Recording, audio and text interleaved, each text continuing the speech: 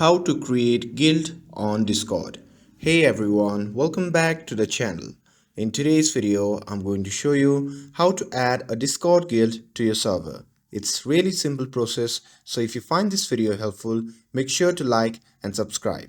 Now, before we get started, I want to mention two important things.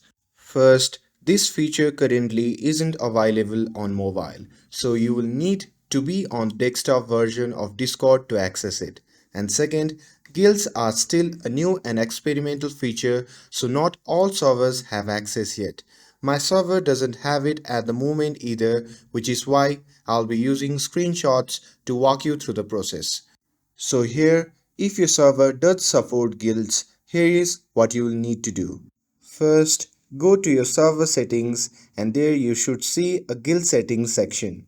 Inside there, you can customize a bunch of things like the games you want to feature, playlist, traits, topics, your guild badge, and even your profile.